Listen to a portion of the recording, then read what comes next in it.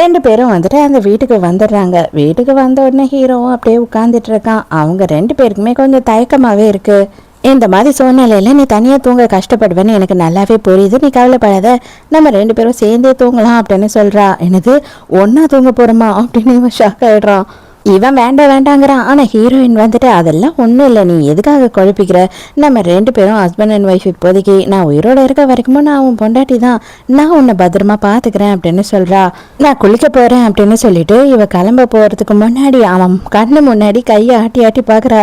கண்டிப்பாகவே கண்ணு தெரியல தானே அப்படின்னு சொல்லி இப்போ தான் டெஸ்டே பண்ணுறா.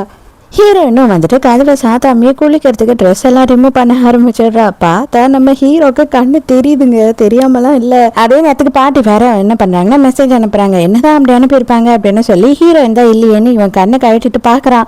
பார்த்தா பாட்டி இல்லைங்கம்மா ஒரு வீடியோவை அனுப்பிச்சிடுறாங்க. தைரியமா இருடா பையா, சீக்கிரமா எனக்கு ஒரு பேர குழந்தை வேணும் அப்படின்னு சொல்லி அனுப்பியிருக்காங்க. ஐயோயோ அப்படின்னு சொல்லி இவன் ஆச்சரியமா பார்த்துக்கிட்டு இருக்கும் போதுதான் ஹீரோயின் குளிச்சுட்டு வரா. ஏய் என்ன பண்ற நீ, உனக்கு கண்ணு தெரியுமா அப்படின்னு சொல்லி ஷாக்கா ஒரு கத்துறா. ஹீரோ ஐயோ பார்த்துட்டாலே அப்படின்ற மாதிரி பார்த்துக்கிட்டு இருக்கான். இவன் வேற பதட்டத்துல வால்யூம் பட்டனை ப்ரெஸ் பண்ணிடுறான். அது பார்த்து சவுண்டு வர ஆரம்பிச்சிடுது. ஐயோ அது வேற சவுண்டு கம்மி பண்றதுக்கு பதட்டமாயி அதிகப்படுத்திக்கிட்டே போறா. ஹீரோ அட பாவி, என்ன மாதிரி வீடியோல நீ பாக்குற, உன்னை நம்பி நான் வந்துட்டேனே அப்படின்னு பதட்டமாயிடுறா. அடிச்சு ராஸ்கல் பொம்பளை பொறுக்கி நாயே அப்படின்னு சொல்லிட்டு அடிக்க போகும்போது ஹீரோ ஹீரோயினோட கையை பிடிக்கிறான். அவ்வளோதான், 2 பேரும் ஒருத்தர் மேலே படுத்து உருள ஆரம்பிச்சிடுறாங்க. எதுக்குடா என்கிட்ட உண்மையை சொல்லலை அப்படின்னு கேட்கும்போது, இதை பாரு, நான் சொல்லக்கூடாதுன்னா நினைக்கவே இல்லை.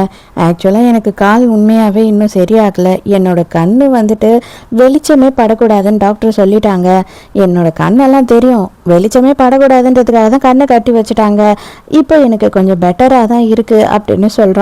அட பாவி, அப்போனா இவ்வளோ நேரமும் நடந்த எல்லாம் உனக்கு தெரிஞ்சுட்டு தான் இருக்குமா அப்படின்னு சொல்லி யோசிக்கிறா.